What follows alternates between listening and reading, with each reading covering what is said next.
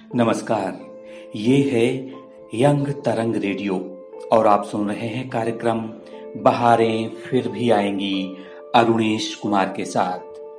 आज हम अपने इस कार्यक्रम में आपको बताएंगे कि हमारे जीवन में कोरोना के कारण जो असमंजस की स्थिति बनी हुई है, जो मन में एक हताशा है, जीवन में एक निराशा है, तो आखिरकार हमारे जीवन में बहारें फिर कैसे आएंगी और हम कोरोना के साथ भी और कोरोना के बाद भी एक अच्छा सुखमय जीवन कैसे जिए, आज बात इसी मुद्दे पर करेंगे। आप बने रहिए हमारे साथ और सुनते रहिए कार्यक्रम बहारें फिर आएंगी। दोस्तों, एक ऐसा वायरस है जिसने पूरी देश और दुनिया में कहर बरपा कर रखा है। एक वायरस जिसने मेडिकल साइंस को हिला कर रखा हुआ है। एक ऐसा वायरस जिसने पूरी मानवता को संकट में डाल दिया है। जी हाँ, हम बात कर रहे हैं कोरोना वायरस की। अब हमारे देश में लॉकडाउन के कई महीने हो गए। कई महीने से मेरा मतलब है कि 3 महीने से तो लगभग ज्यादा का ही समय हो गया। हमारा जीवन लगभग थम सा गया है और अब अनलॉक 1 चल रहा है, जिसमें कई तरह की छूट मिली हुई हैं। लेकिन अगर हम कोरोना के बढ़ते आंकड़े देखें तो लगभग 2.5 लाख से ज्यादा कोरोना के मरीज हमारे देश में हैं। हालांकि उसमें कई मरीज ठीक भी हुए हैं, लेकिन फिर भी एक हताशा का, एक निराशा का माहौल सबके मन में है। लेकिन वो कहते हैं ना कि मान लो तो हार है और ठान लो तो जीत है। तो अगर हम सब ये ठान लें कि कोरोना के साथ हम अपना सामान्य जीवन कैसे जी सकते हैं, तो यकीन मानिए आप कुछ सावधानियां रखेंगे तो बड़ी आसानी से आप अपना जीवन हंसी खुशी से बिता सकते हैं। क्योंकि देखिए, ऐसा है ना कि एक बहुत ये जरूरी बात है कि हम जो है अनिश्चित काल के लिए लॉकडाउन को नहीं बढ़ा सकते, क्योंकि जीवन थम सा जाएगा, आर्थिक गतिविधियां रुक सी जाएंगी, सामाजिक गतिविधियां समाप्त हो जाएंगी अगर लॉकडाउन चलता रहा तो ऐसे में कहीं ना कहीं, कभी ना कभी तो हमें लॉकडाउन को खोलना ही पड़ेगा। और शायद इसीलिए सरकार ने लॉकडाउन 1 को जो है अनलॉक 1 का नाम दिया है।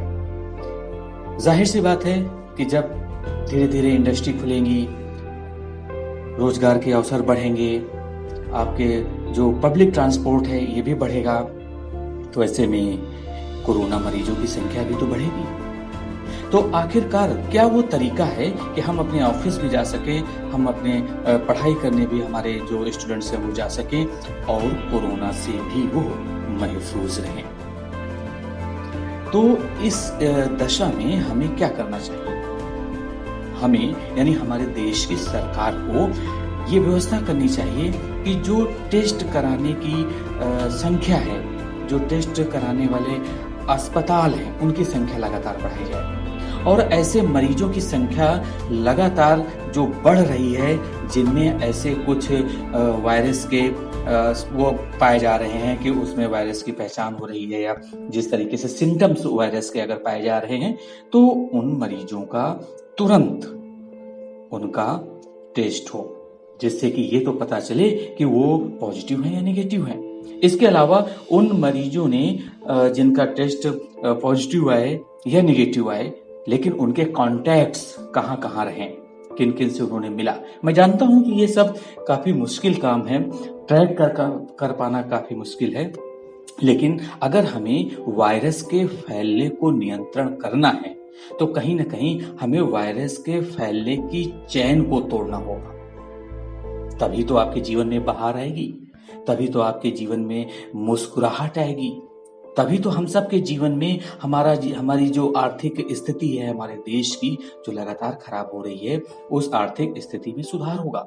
इसलिए कहीं ना कहीं हमें इस बात को ध्यान में रखना होगा कि जो टेस्ट किए जा रहे हैं उनकी संख्या बढ़ाई जाए, हॉस्पिटल्स की संख्या बढ़ाई जाए और कोरोना स्पेसिफिक हॉस्पिटल्स बनाए जाएं, बेड बनाए जाएं। और किसी तरह की, देखिए, इस मामले में सियासत नहीं होनी चाहिए, क्योंकि ये मामला आपके जीवन का है, हमारे जीवन का है।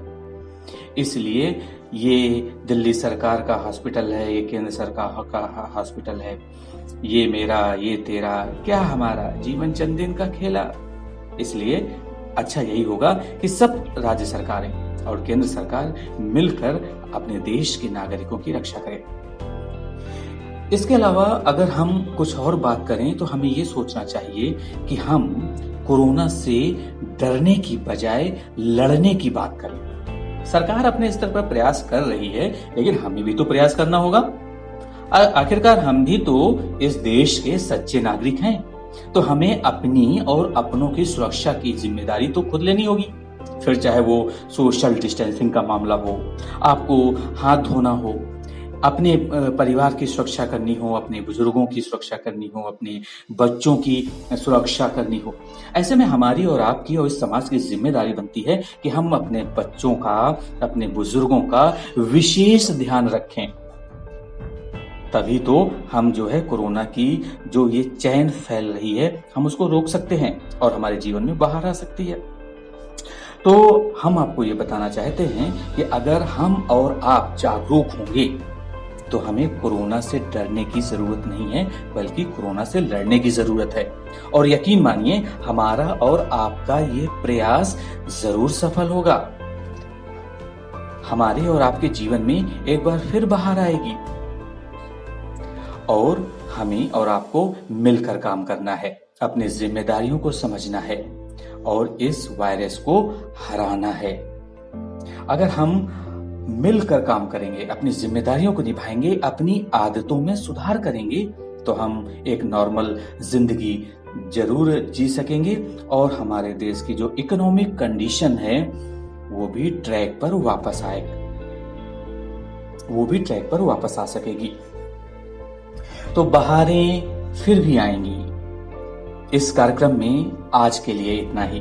अपने दोस्त और होस्ट अरुणेश द्विवेदी को दीजिए अनुमति। हम फिर आपसे मिलेंगे अगले सप्ताह और आपसे जानेंगे आपकी प्रतिक्रियाएं। जी हाँ, तो आप हमें अपनी प्रतिक्रियाएं देना ना भूलें। अपना फीडबैक हमें जरूर दें। हमारे कमेंट बॉक्स पर आप कमेंट करके बता सकते हैं कि आपको हमारा ये कार्यक्रम कैसा लगा। और हमारे इस चैनल YouTube चैनल यंग तरंग को सब्सक्राइब करना ना भूलिए।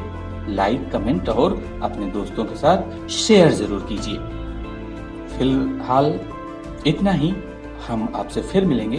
अपना ख्याल रखिए, अपनों का ख्याल रखिए और देश का भी ख्याल रखिए। नमस्कार।